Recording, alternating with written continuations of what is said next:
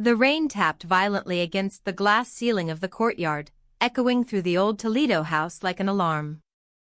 I stood frozen by the studio door, breathing unevenly, the distant sound of my husband's laughter rising from the kitchen. He was probably on the phone, sipping his Rioja, still blind to what had already started to unravel. In front of me, under the warm overhead lamp, he stood. A sketchbook in one hand, the other resting by his side. His shirt was streaked with paint, his gaze still fixed on the page where my face was half drawn, half dreamt. He looked up slowly, and I, foolish, trembling, took a half step forward. The space between us shrank like wet fabric. The silence swelled with something neither of us dared to name. For a split second, his face was right there, just inches from mine. We were. Before I begin the story and tell you how everything really happened, answer this question: would you be able to forgive a loved one's betrayal? My husband was talking about train schedules when the doorbell rang. His voice, deep and uninterested, echoed from the hallway as I opened the door. And there he was. Taller than I remembered. Thinner. Holding a rolled canvas under one arm and a duffel bag slung across his shoulder. He didn't smile when he saw me. Just nodded once and stepped inside like he never truly left. My stepson. He came back to Toledo after a breakup in Sevilla. Temporary, he said. He needed space. He needed to focus on his art. My husband had offered him the studio room in the back, the one that used to be filled with forgotten furniture and wedding gifts we never unwrapped. Now it smelled of turpentine and orange peel. The brushes lined up like soldiers, the canvases leaned against the wall like secrets waiting to be spoken aloud. He barely spoke the first few days. Only to ask for coffee or the Wi-Fi password. I observed him from a distance, this grown man I had once known as a moody teenager. Now his silence was no longer rebellion, it was presence. He wasn't trying to be invisible like I was. He simply was. My husband had work. Always work. Madrid twice a week. Dinner with colleagues. Phone calls in the middle of meals. He'd look past me like I was just another lamp in the room. It wasn't cruelty. It was comfort. He trusted the silence between us to carry the weight of our years. But I was starting to feel like I lived between parentheses. 3 days after his arrival, I brought coffee to the studio without knocking. He was hunched over a large canvas, scratching in charcoal. I apologized. He looked up. I was hoping you'd come in, he said. I blinked. That night at dinner, he spoke. More than usual. About an exhibit he visited in Malaga. About modern realism. About a woman who stood still for 6 hours in a performance piece and made people cry. My husband chewed lamb distractedly. I asked questions. I laughed. For the first time in months, I remembered how my voice sounded when it was full. Later, I found a half-finished sketch in the trash outside the studio. A woman seated, legs crossed, hair tied loosely. Not detailed, but something about the angle of her shoulders, it felt like a mirror I hadn't asked for. I tucked the paper into the back of a drawer. Not to keep it. Just not to forget it existed. Sunday came with blue skies and local musicians filling Plaza Zocodover. I said I was heading to the bakery. I ended up sitting across from him on a low stone bench as he drew the guitar player. I offered him a slice of tortilla española I had in my bag. He smiled. They play the same 4 songs every Sunday, he said. But I still come. I didn't know whether he meant the musicians or me. That afternoon, he asked if he could sketch me. Nothing formal, he said, just light studies. I said no. Then I said maybe. Then I said yes. It started as a joke. I wore my oldest dress, teased my hair into a mess, and posed on the edge of the couch like a tired flamenco dancer. He didn't laugh. He just looked and began to draw. It was silent. Not the awkward kind. The kind that fills rooms when words would only ruin something delicate. A few days later, I walked past the studio. The door was open. He wasn't inside, but the easel stood tall under the afternoon sunbeam. I glanced once, then twice. It was me. Not a perfect likeness, but something more dangerous. A version of me I didn't recognize. Luminous. Sad. Alive. That night I burned dinner. My husband asked if I was tired. I said yes. I watched him drink his wine and talk about an investor who bought a vineyard near Cuenca. I wondered if he ever truly looked at my face anymore, or just remembered its outlines from photos taken years ago. Tuesday brought rain. My husband left early. The studio door was ajar. I went in. He looked up from his stool. I need to adjust the lighting. Your left side catches more shadow. I didn't know if that was an excuse. But I stayed. It became routine. Morning coffee. Grocery shopping. Evening sketching. Silent dinners.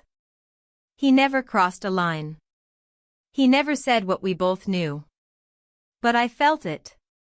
Every time he looked at me like I wasn't furniture. Then came the neighborhood dinner. Tables set under string lights in the street. Laughter, old stories, shared wine bottles. He sat across from me, between two women his age. My husband toasted to loyalty. Someone joked about artists and their muses. I laughed too loud. I caught his eyes once, and he didn't look away. The next morning, my husband announced he had to cancel his trip. Too much going on in Madrid, he said. I'll be around more. I stared at the coffee machine. The slow drip. The clink of the cup. I smiled and nodded. But inside, everything shattered. Because I knew, the studio door would stay closed now. The portrait would never be finished.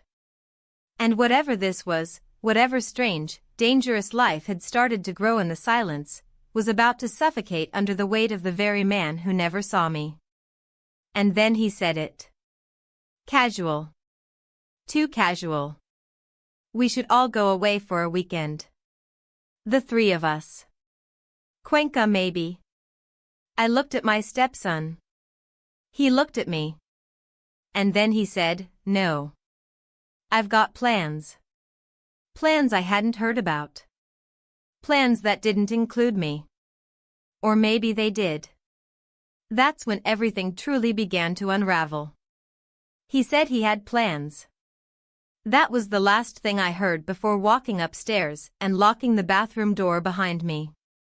Not because I had anything to do in there, but because I needed a place where the silence wouldn't ask me questions. Where no one would notice that my breathing had changed. My husband, of course, didn't notice. He stayed in the kitchen, humming and scraping the bottom of the paella pan.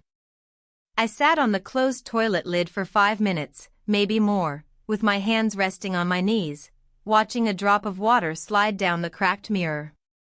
That night, I couldn't sleep. The sheets felt stiff, like cardboard. I could hear the soft creaks of the house adjusting to the cold. Sometime past midnight, I heard footsteps, bare, slow, moving across the tiles toward the kitchen. I held my breath. The sound passed, faded, disappeared. By morning, he was already in the studio. The door was closed, but faint classical music leaked through the walls. I made coffee for 2, left 1 cup on the corner of the table inside the studio, and turned to leave. He didn't say anything. But he didn't need to. I could feel it. The tension had shifted. It wasn't just charged now, it was sharpened. Later that afternoon, we found ourselves alone again. My husband had gone to the market to buy jamon and cheese for his mother's visit next weekend. I stood in the doorway of the studio, holding an empty glass, unsure whether to enter or disappear again. He looked up from his stool. "I want to sketch you again," he said, his tone neutral, too neutral. I stepped in without answering, sat down on the old leather armchair near the corner where the light always hit soft and slanted. He didn't ask me to pose in any particular way. I just sat. My hands resting on the arms of the chair. My legs crossed instinctively. It felt like something rehearsed, though it wasn't. He moved around the room, adjusting a lamp, then stopping to look at me from a distance, pencil tapping against his lower lip. When he finally sat and began to draw, the room returned to that peculiar silence I had started to crave. The only sound was the faint scratch of graphite. But there was nothing peaceful about it. It was a storm waiting in stillness. He stood up suddenly, turned the canvas away from me, and said he needed a break. I followed him into the kitchen. We stood there, drinking water like strangers in a waiting room. The air felt dry, hot. No windows open. "I'm going out for a walk," I said. "I'll come," he replied, already reaching for his coat.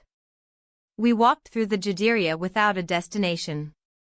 The stone beneath our feet still held warmth from the sun. We didn't speak until we reached the edge of the Puente de San Martín. The view of the river was endless and gray, and for a moment, it felt like the city had vanished behind us.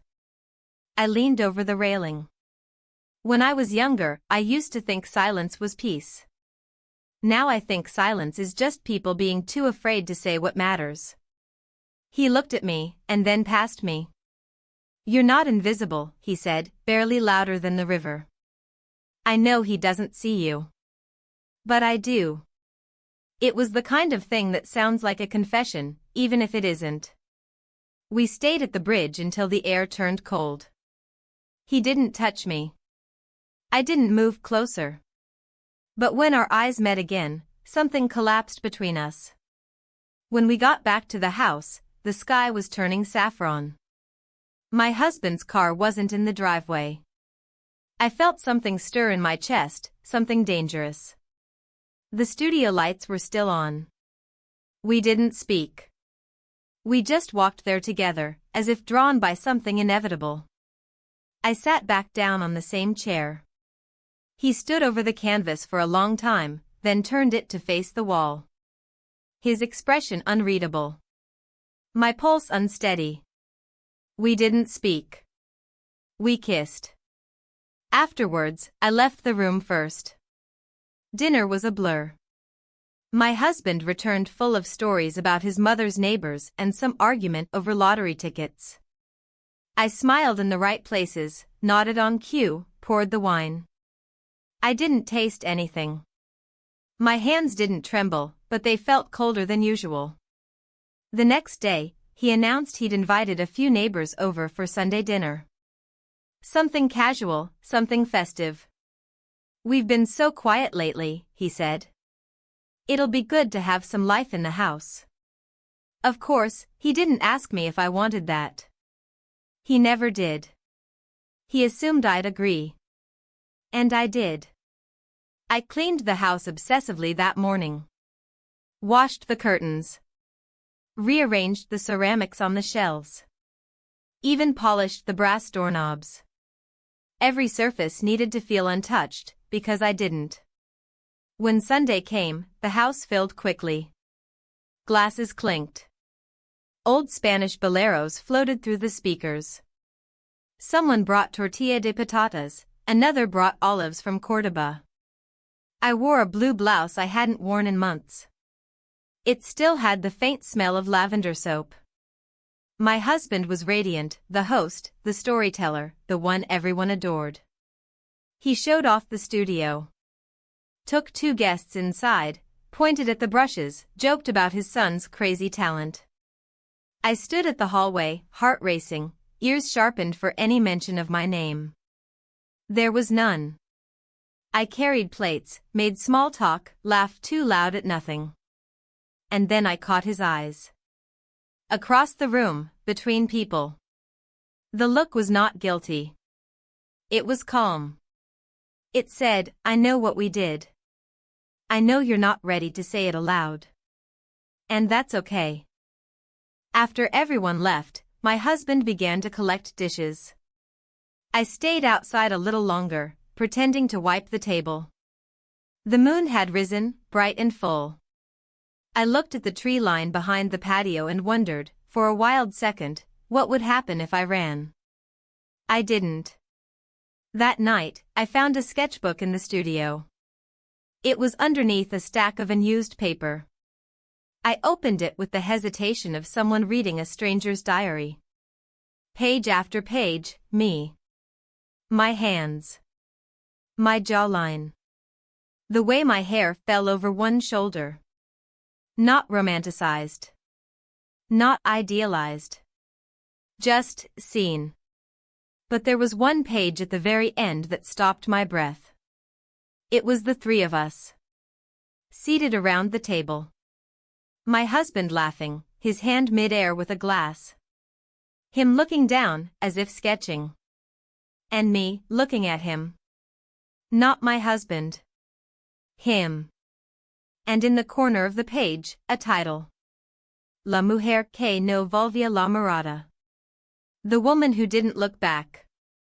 I closed the sketchbook and placed it back exactly where I'd found it. But that image, it wouldn't leave me. Not that night. Not after. Because he hadn't shown me that sketch. And that meant he hadn't needed to. I should have put the sketchbook back and walked away. But I didn't. I stood there longer than I meant to, the pages still warm from my hands, the last drawing still etched into my mind. It wasn't just the image. It was the truth of it. The way he saw me, in contrast to the way I had pretended not to see him. And the worst part was, it wasn't a confession. It was documentation. Later that night, I couldn't close my eyes. Every time I tried, I saw the line work again. My hand around a glass. My expression mid-thought. My husband unaware in the frame, frozen in the safety of ignorance. My stepson behind his sketchpad, a witness to everything, and yet invisible to the world he was capturing. The next morning came in a blur. Toast burned. The water for tea boiled over. My husband left early for a bank appointment, then lunch with an old colleague visiting from Valencia. Don't wait up, he said casually, grabbing his coat. I didn't. I closed the door behind him with fingers colder than the brass handle. The studio was still. Light streamed through the shutters in tight, golden angles. He was seated, hunched over a large canvas, sketching rapidly. I paused in the hallway, debating whether to enter. He must have sensed me there because he stopped, but didn't look up. You can come in, he said, voice low but steady. I stepped inside. The air smelled like coffee and graphite. He pointed to the chair without saying more. I sat. No small talk. No awkward smiles. For the first time, I noticed a framed piece on the wall that hadn't been there yesterday. It was abstract, unfinished, chaotic, almost violent in strokes. He caught my gaze. That one wasn't about you, he said. That was before. I nodded once. Then I looked at him. Really looked. He looked tired. Focused. Honest. He began a new sketch. Slower this time. Measured. As if every pencil mark was a decision he wasn't sure he should make. I didn't move. He stopped midline and stared at the paper, his hands still. You said once you felt invisible, he said. I don't anymore, I replied, not recognizing my own voice. He didn't say anything else. The rest of the morning passed inside that silence. He sketched. I existed. The door stayed closed. And for a few hours, time softened its grip. Later, I suggested we get some air. Without hesitation, he grabbed his jacket and we walked out into the heart of Toledo. The streets were alive with late autumn sun, families returning from Sunday Mass, tourists sipping cortados on the edge of the plaza. We stopped near a small bookstore tucked between two shuttered cafes. He looked at the display window, then gestured toward a narrow alley. "I want to show you something," he said. We walked in silence until we reached the back of a small art supply store. A side entrance, barely visible, led to a dim stairwell. At the top, a quiet terrace overlooked the roofs of the city. Worn wooden furniture, an old shuttered door, and a view that stopped the breath. "This used to be my favorite place when I was younger," he said. "Before life got loud." We sat on opposite sides of the table. The wind moved gently between us. There was a feeling in the air, an unfinished sentence that neither of us dared to speak. We didn't speak for a while. And then, we kissed. It was nothing and everything. When we left the terrace, the sky had turned silver. He walked me home through the back alleys. No one saw us. My husband wasn't home yet. I started boiling water for pasta I didn't plan to eat. My hands shook slightly as I set plates on the counter. The kiss echoed in every movement like a bell someone had forgotten to silence. When he came in, he looked tired. He dropped his keys in the same dish as always, walked to the fridge, poured himself a glass of water, and leaned against the wall. "You look rested," he said. I just smiled. He didn't ask anything else. Just turned on the news and disappeared into the couch. That night, while he was in the shower, I went back into the studio. It was dark, but the canvas was still visible. I approached it slowly, afraid of what I'd find. It wasn't a portrait. Not of me, at least. It was the house. Our house. But not as it looked now. As it looked older. Abandoned, slightly deteriorated. And yet it was unmistakable. The balcony, the sloped tiles, the cracked stone path. I tilted my head, confused. He'd never painted the house before. Not like this. The details were haunting. The windows were shadowed. The shutters open but lifeless. But what unsettled me most was a tiny figure seated on the bench near the fountain. Barely a figure at all, just an outline, but feminine. Still. I closed the studio door behind me and went to bed. The next morning, I found him packing a bag. "I'm going to Madrid," he said. "I have to show something to a gallery." I blinked. "Today?" "Just for one night." I nodded. "Do you need anything?" He looked at me. "I already have everything I need." The words stayed with me as I watched him leave. A part of me wanted to follow. A louder part wanted to stay. That afternoon, the studio felt colder. I stood in it for a long time. Not touching anything. Just absorbing what remained of him in the room. Around sunset, I opened the drawer of the desk, searching for a pen. Instead, I found a small notebook. I flipped through it slowly. Pages and pages of my face. Not identical, not even always flattering. But real. From angles I hadn't known he saw. Expressions I didn't know I wore. One page was blank, except for a sentence in the center. "Silence isn't absence. It's presence waiting to be felt." I closed the notebook and leaned back against the wall. Then I heard my husband call from downstairs. He was holding something in his hand. A small black USB stick. "I found this in your coat pocket," he said. "Is it yours?" I opened my mouth, but no sound came. He tilted his head, eyes narrowing slightly. Let's see what's on it, he said, already moving toward the TV. And I froze. Not because of what I knew was on it, but because I didn't know what he thought he'd find. He didn't wait for me to answer. He walked straight to the TV, already inserting the flash drive into the USB port on the side panel. My legs refused to move. My hands were still wet from rinsing dishes, and I could feel the water drying on my skin like a tightening layer of panic. The screen flickered. He picked up the remote. His thumb hovered. I took one step forward. He pressed play. A loading icon. Then black. Then thumbnails appeared, folders labeled with dates. Each one simply named with a day and month. He selected the most recent. My mouth opened to stop him, but no words came out. I didn't know what was inside. I had never seen that flash drive before. But I knew who it belonged to. He opened a file. It was a photo. Not of me. It was a close-up of a canvas. A painting. One of the unfinished pieces from the studio, showing Toledo's rooftops under rain, with a shadow of a woman in the far window. Then another image.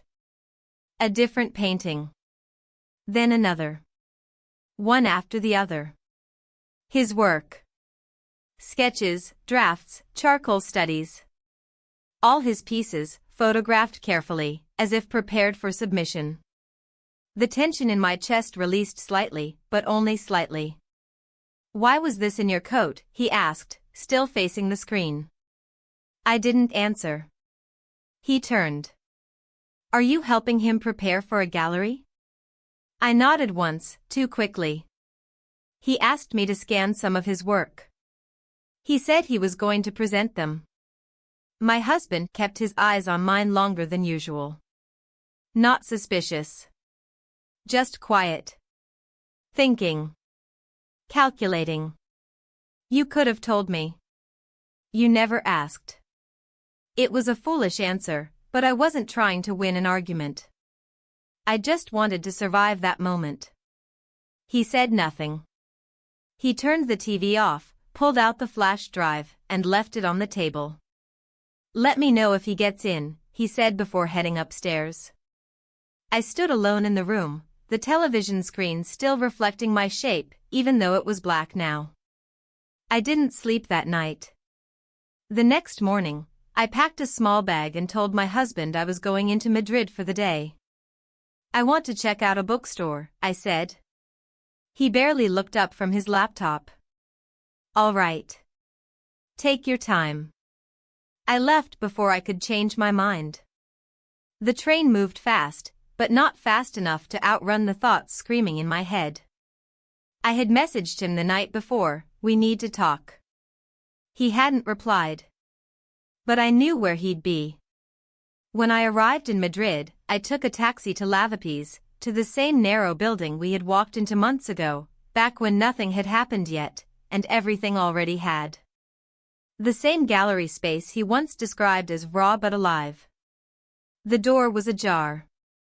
Inside, paintings lined the whitewashed walls, some framed, others clipped. There were visitors, murmuring softly. A woman behind a folding table scribbled notes and handed out flyers.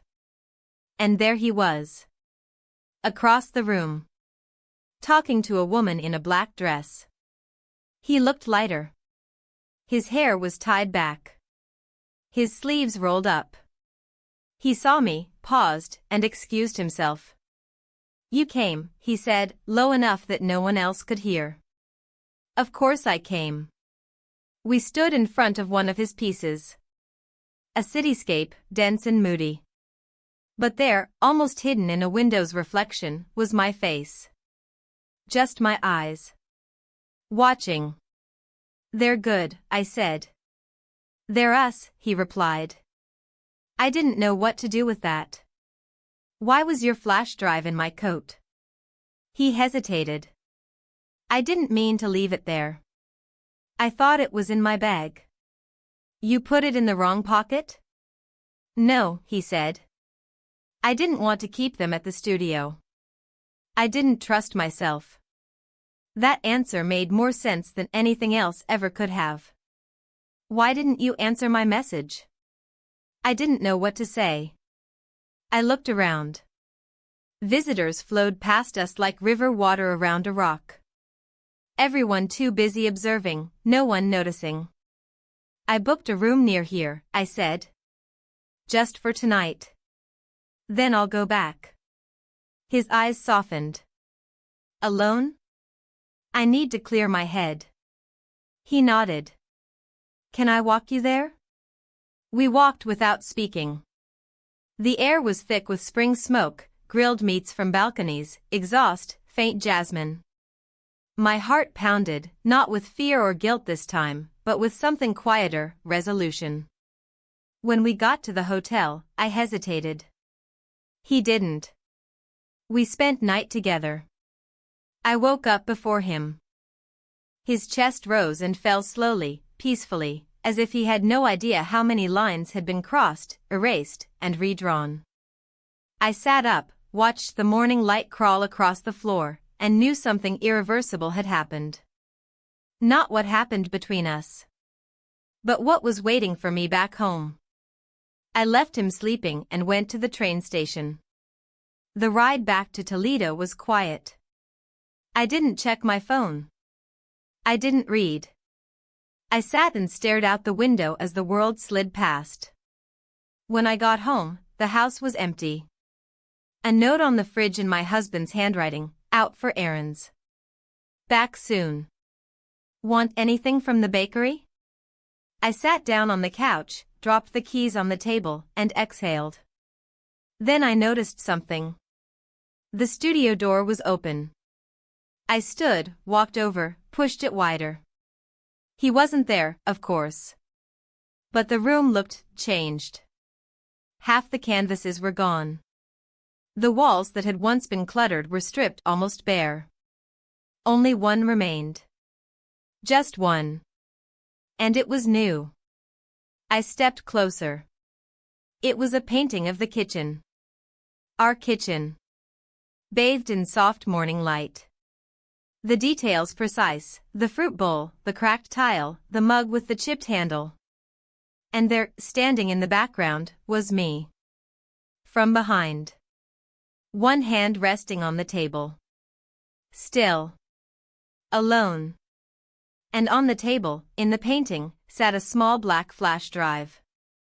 But that wasn't the part that stole the breath from my lungs. Because in the reflection of the oven door, faint, nearly imperceptible, was a second figure. Watching me. And it wasn't my husband. I stood in front of that canvas for longer than I'll ever admit.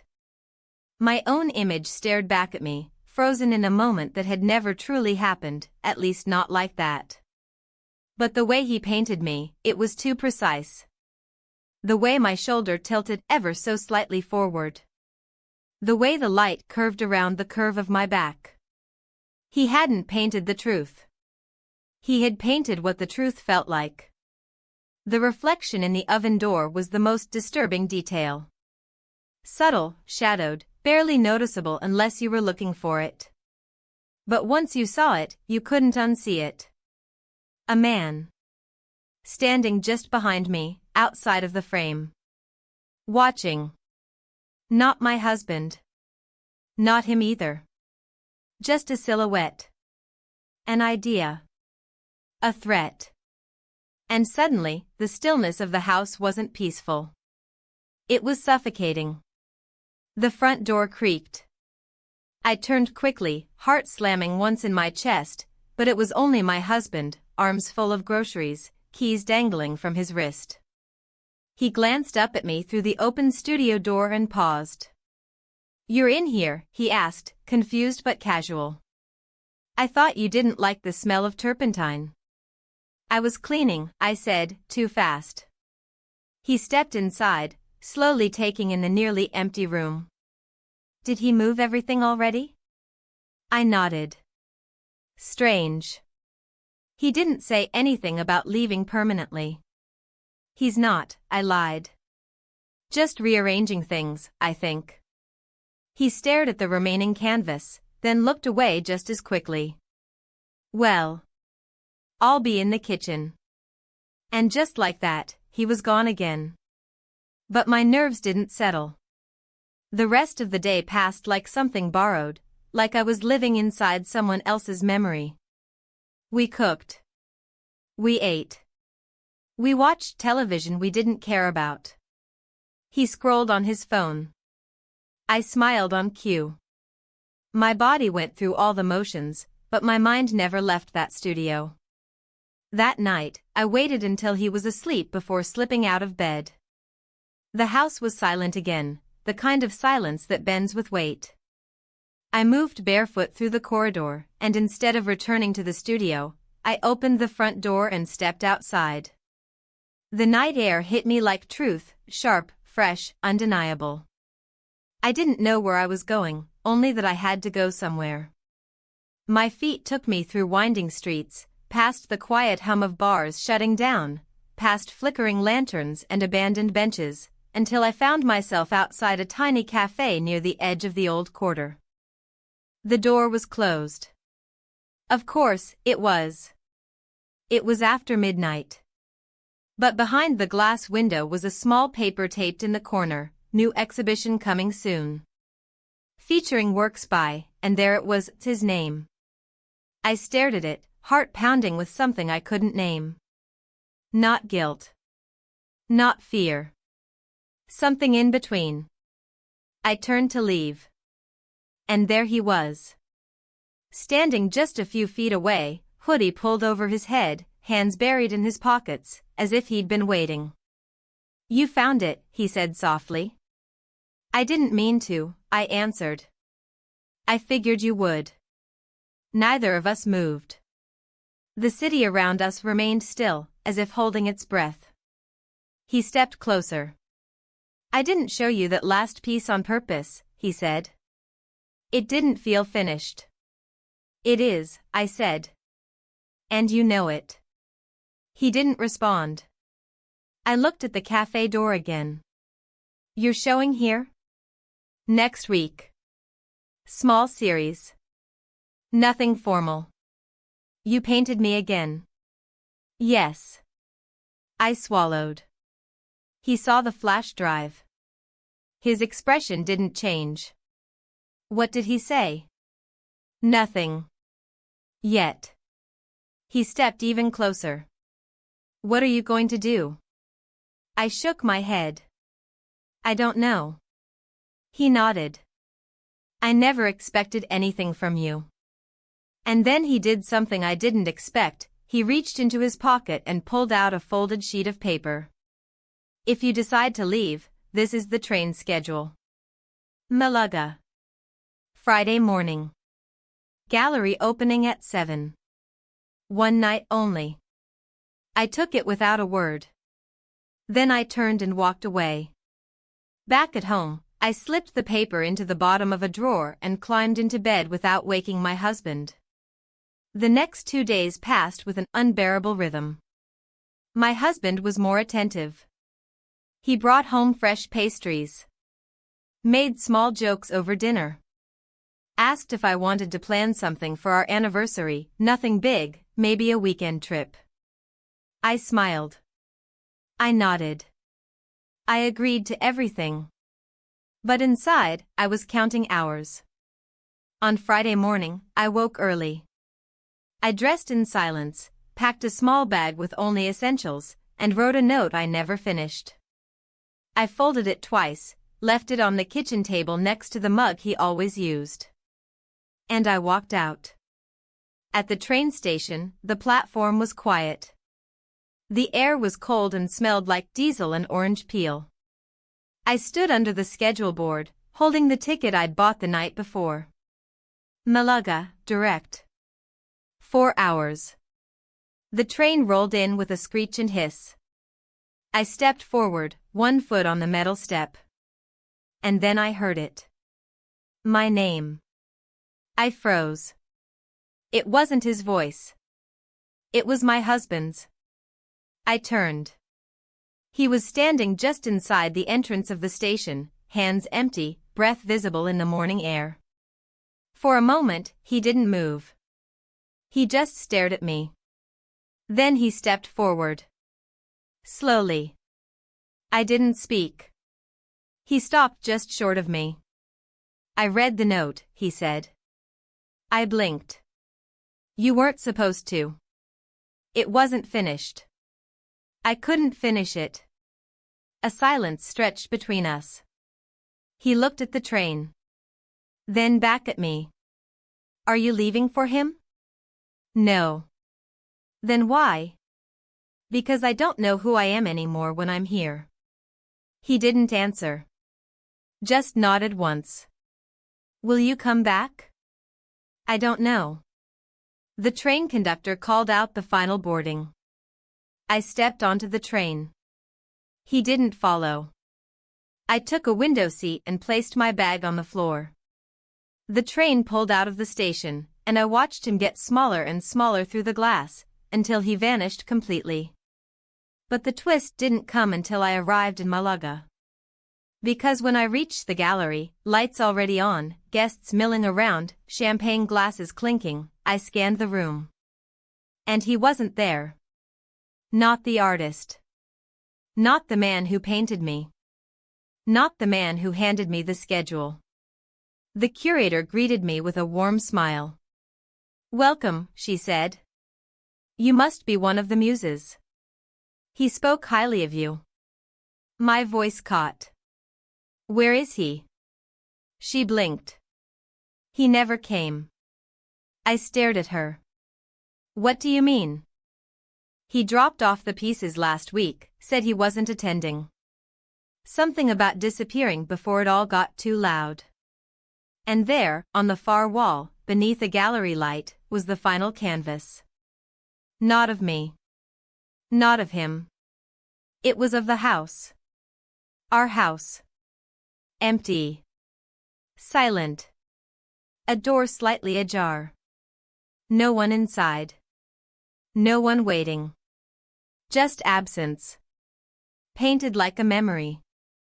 Framed like a goodbye. I didn't go into the gallery. Not right away. I stood just outside the door, frozen by the silence that followed her words. He never came. The sentence rang in my ears, as if the city around me had gone mute, as if even the lights above the door dimmed.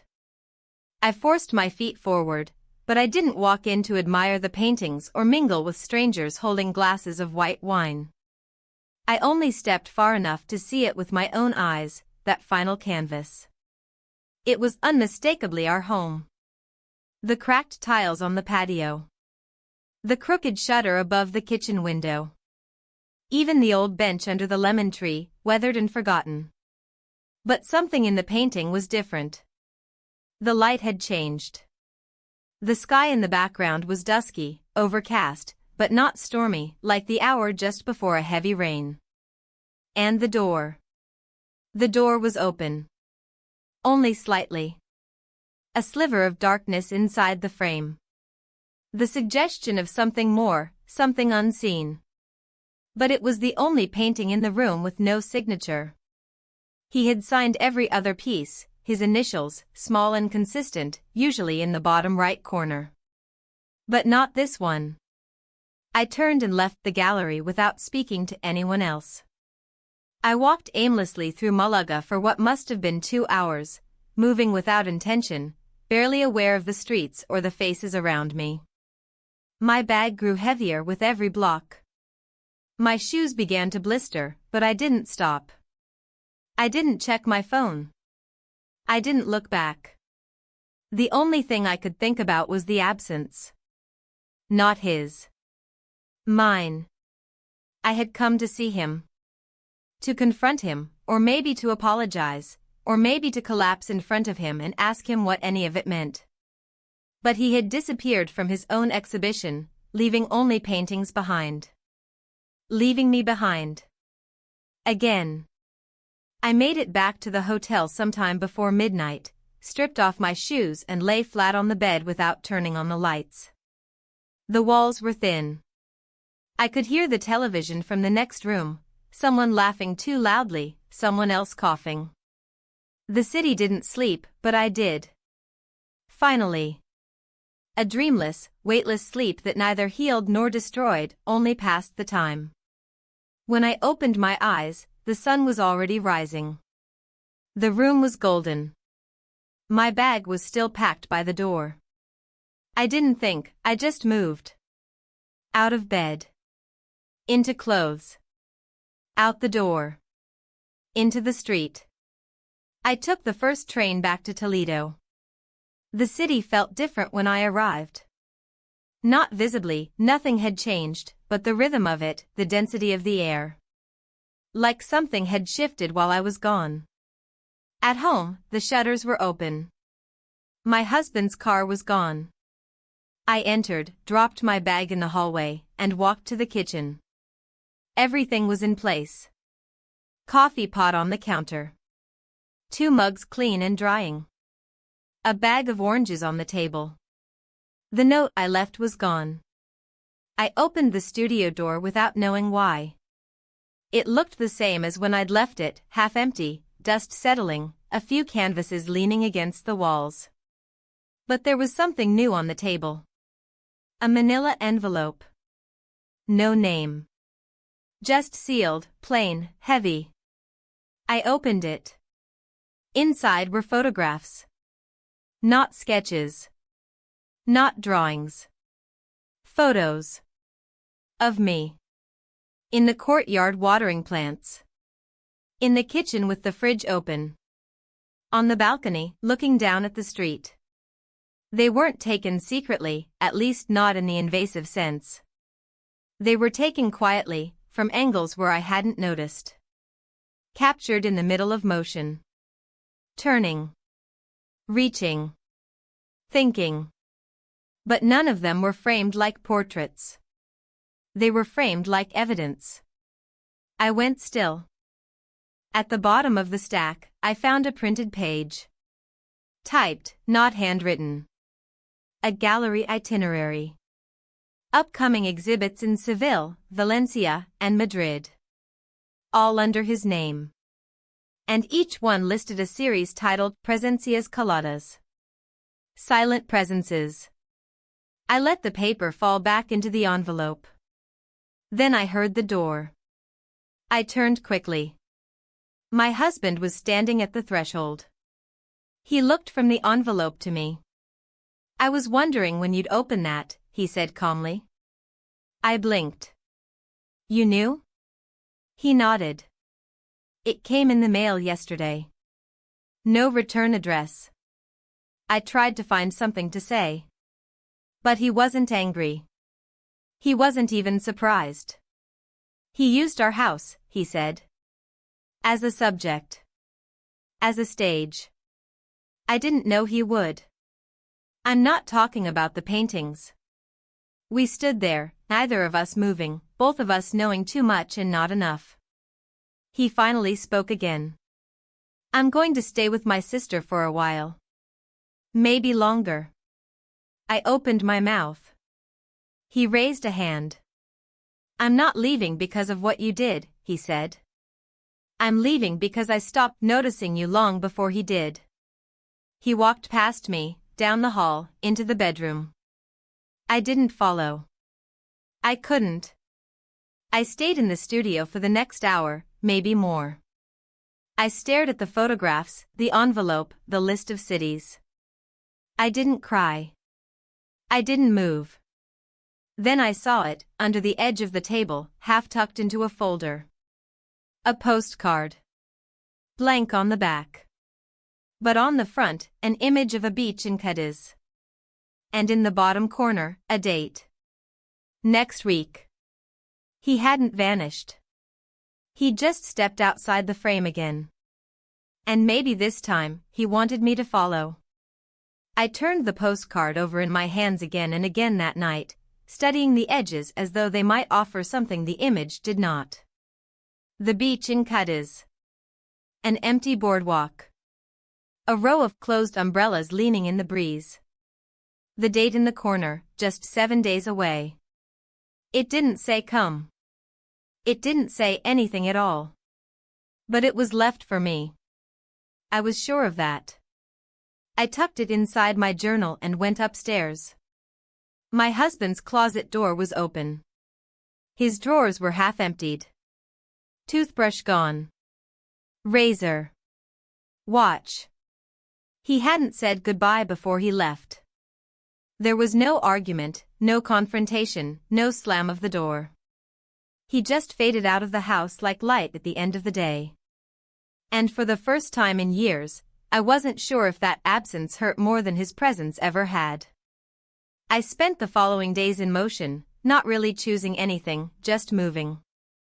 I cleaned the kitchen. Rearranged the bookshelves.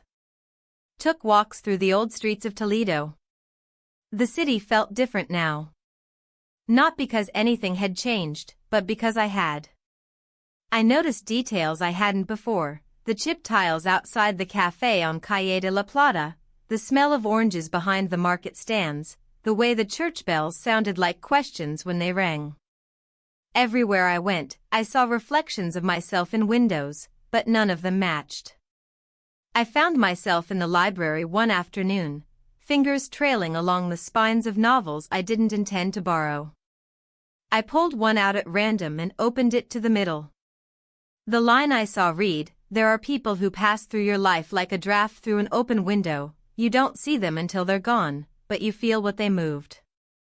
I didn't take the book home. I didn't need to. The day before the marked date, I packed a small canvas bag. Just the essentials. I left a note for no one.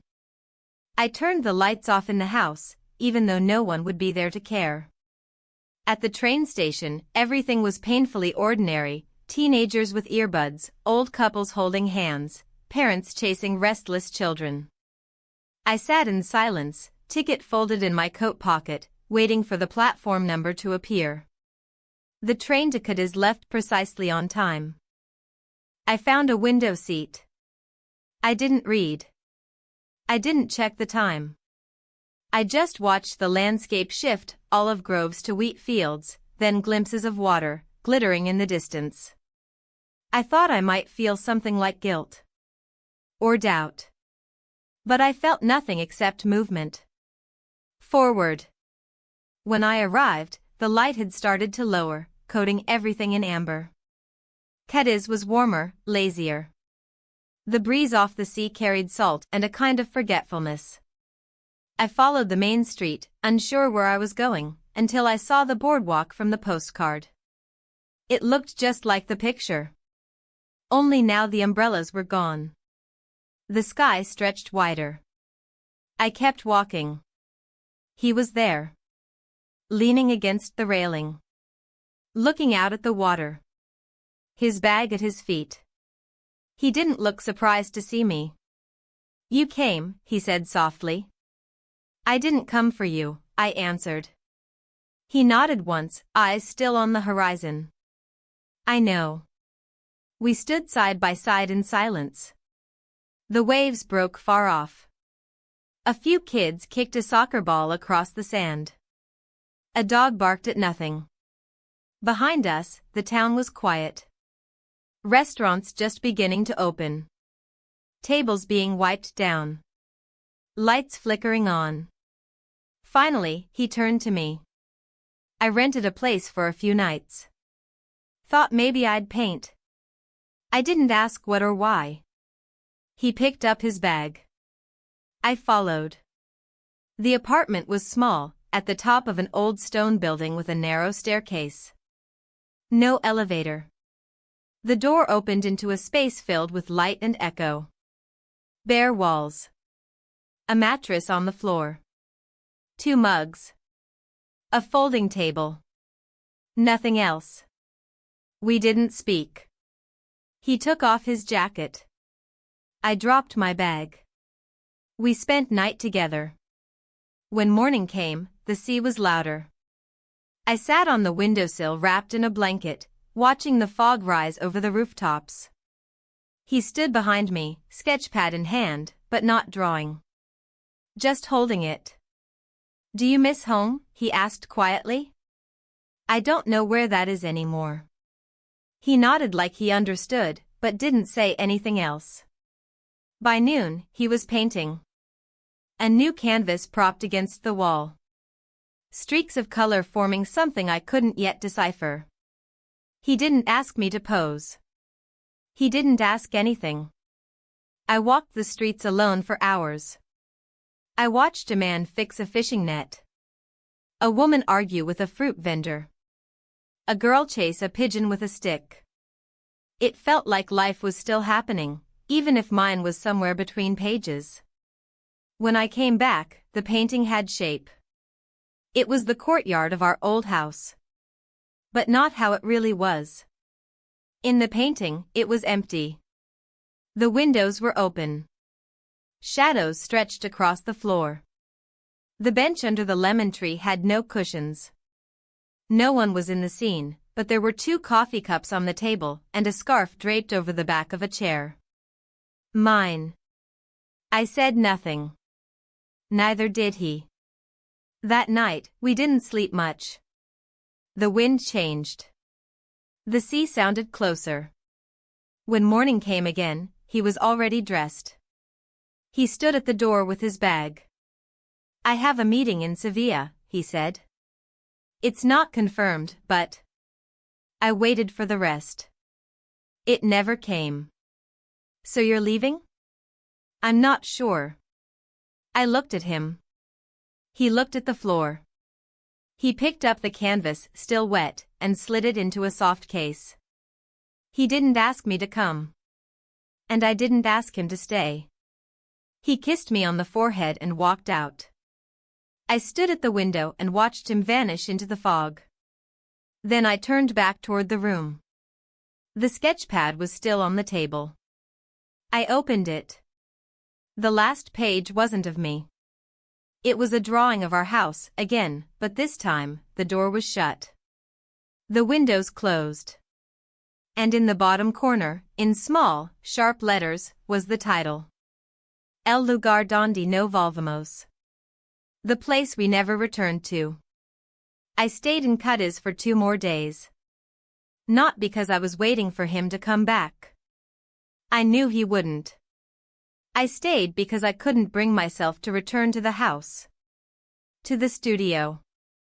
To the rooms where everything had happened and nothing had changed. The apartment grew quieter with each hour. The light shifted as if marking time in slow, reluctant stages. I barely touched my bag. I didn't unpack.